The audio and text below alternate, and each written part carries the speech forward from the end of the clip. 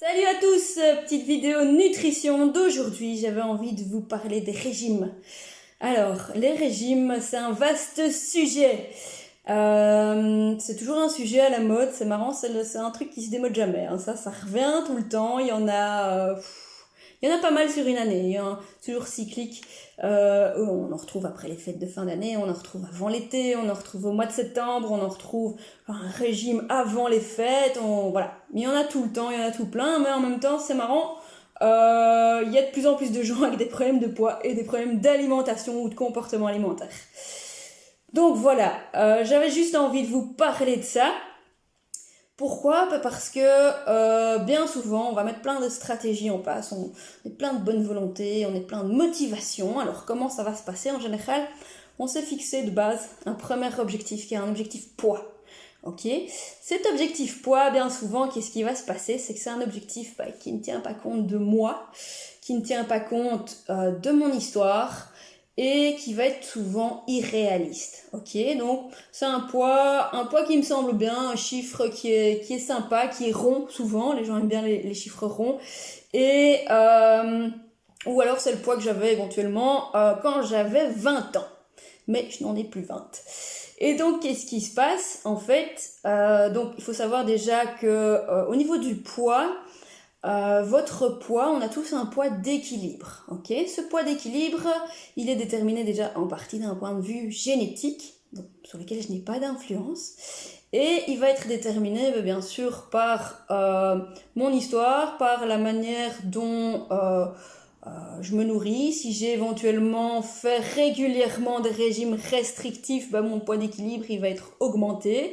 Et ce poids d'équilibre aussi, il varie avec la vie. Donc c'est-à-dire qu'on n'aura pas le même poids d'équilibre à 20 ans qu'à 40 ou qu'à 60.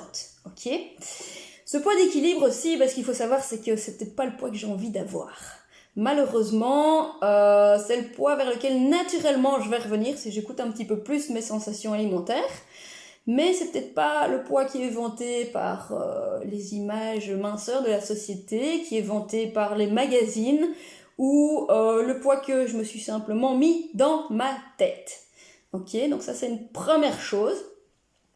Deuxième chose, je voulais quand même aborder le sujet de la balance. Ok, la balance, pour moi c'est pas un outil adéquat du tout. Ok, enfin ça peut être intéressant dans certains cas. Maintenant, à partir du moment où vous utilisez la balance de manière régulière, et bien souvent il y a des personnes qui l'utilisent plusieurs fois par semaine, qui l'utilisent même parfois tous les jours ou même parfois plusieurs fois par jour, pour vérifier que voilà, la stratégie qui a été mise en place par rapport à mon objectif de poids, est-ce qu'elle fonctionne, est-ce qu'elle ne fonctionne pas?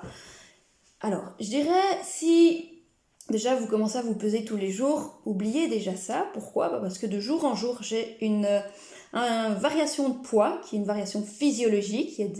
Le poids varie au cours de la journée, le poids varie de jour en jour, pour avoir déjà un poids plus réaliste, toujours se peser dans les mêmes conditions, et on se pèse maximum une fois par semaine, à une fois par 15 jours. Ok, ça sert à rien de se peser plus, si ce n'est être éventuellement un petit peu frustré. Maintenant, je dirais éventuellement, préférez-vous plutôt à un vêtement type, parce que je peux toujours garder le même poids, mais avoir une modification au niveau de ma composition corporelle. Et donc, qu'est-ce qui se passe? J'ai peut-être un cran de ceinture en moins, je rentre plus facilement dans mes pantalons aussi. Donc, peut-être que j'ai perdu au niveau masse grasse, ce qui est quand même le plus important. Je reviens aussi à ma notion de poids. Il faut savoir que le poids que vous voyez sur la balance, il est constitué à majorité d'eau. Donc ça, c'est une bonne nouvelle. Il est constitué de 50 à 60% d'eau. Le reste, c'est quoi? C'est de la masse musculaire et c'est de la masse grasse. Ok? Donc quand on perd du poids, le mieux c'est quand même de viser de perdre de la masse grasse et pas de la masse musculaire ni de l'eau. Je sais pas, c'est une petite réflexion comme ça. Mais donc tout ça pour dire aussi que si maintenant vous utilisez la balance tous les jours et qu'en plus, ou même si vous ne l'utilisez qu'une fois par semaine, mais qu'à chaque fois que vous montez sur cette balance, ça va influer sur votre comportement alimentaire de la journée, je dirais surtout rangez-la loin, ok? Si avant de monter sur la balance, je suis déjà peut-être un petit peu nerveux, un petit peu stressé, et je me dis, oui, est-ce que j'ai bien fait? Est-ce que j'ai été assez stricte envers moi-même? Est-ce que je n'ai pas trop craqué sur certains aliments? Donc ça c'est déjà une première indication, mais si en plus quand je monte sur la balance, plusieurs cas de figure. Soit, mince, c'est pas le chiffre que je voulais, moi je voulais quand même avoir perdu, alors j'ai quand même perdu, mais je voulais quand même perdre plus, c'est quand même pas normal que j'ai perdu si peu, donc je suis quand même un peu frustrée. Donc éventuellement, qu'est-ce que ça va induire comme type de comportement sur ma journée? Aujourd'hui je vais supprimer encore plus les féculents. Je les mangeais déjà plus le soir, mais je vais les supprimer à midi, je crois que ça ira mieux. Ou alors éventuellement je vais sauter le petit déjeuner en fait. J'en ai pas besoin, j'ai pas faim à ce moment-là.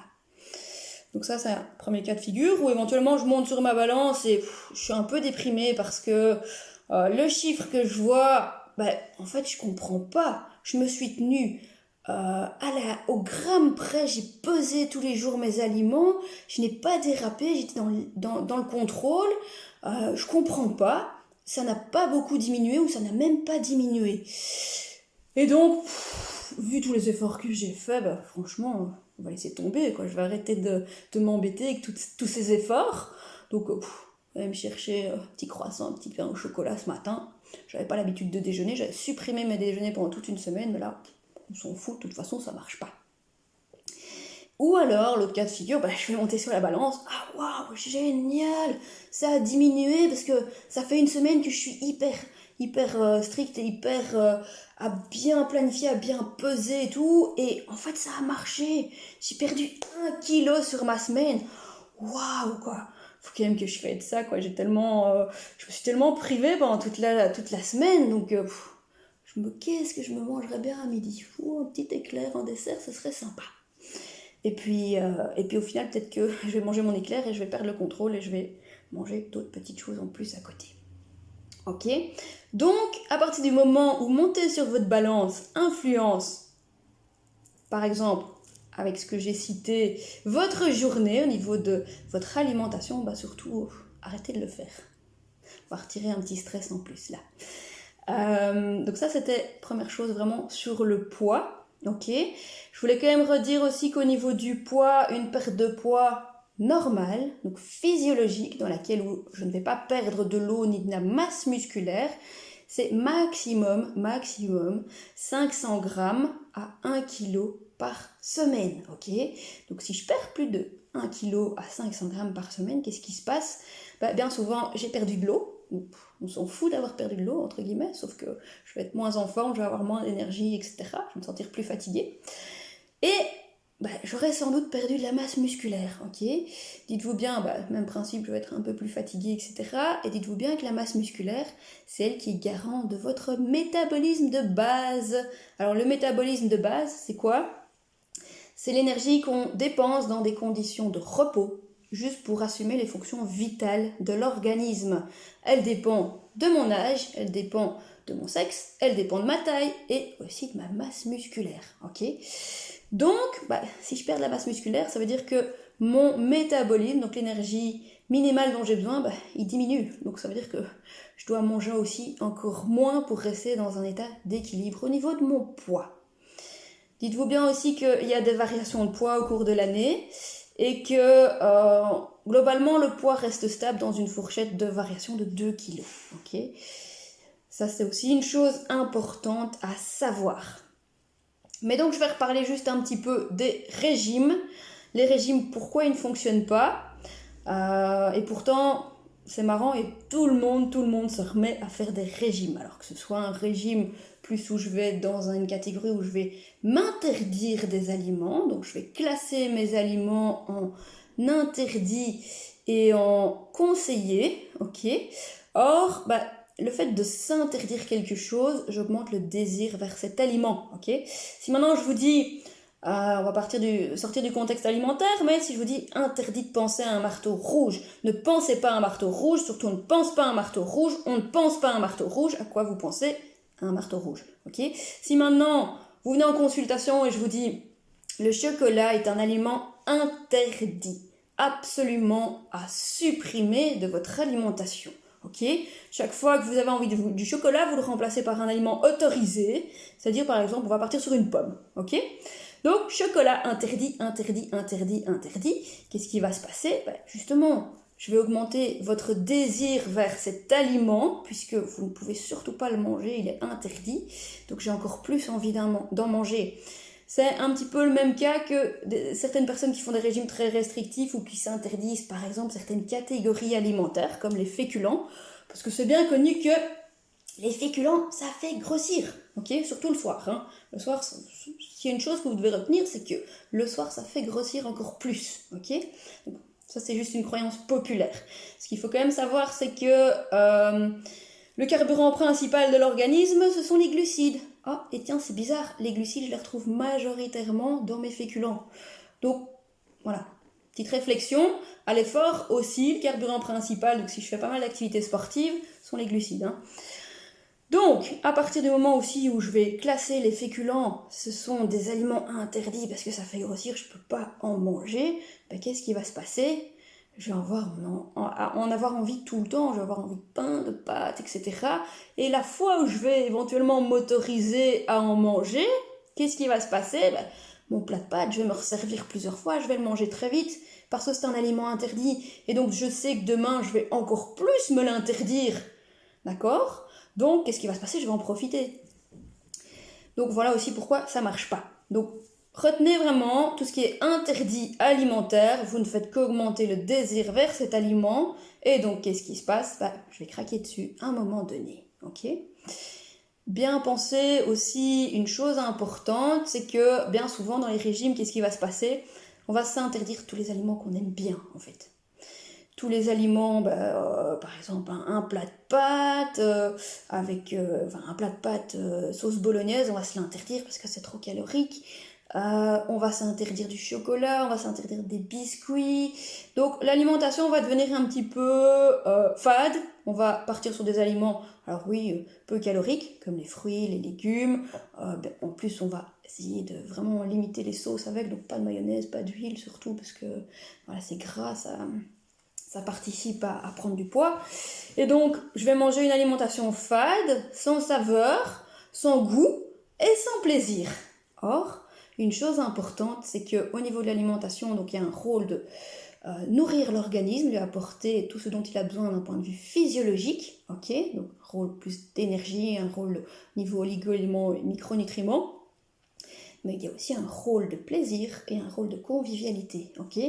Donc, si je retire tout plaisir de mon alimentation, bien souvent, ça se passe pas très bien non plus. Ok?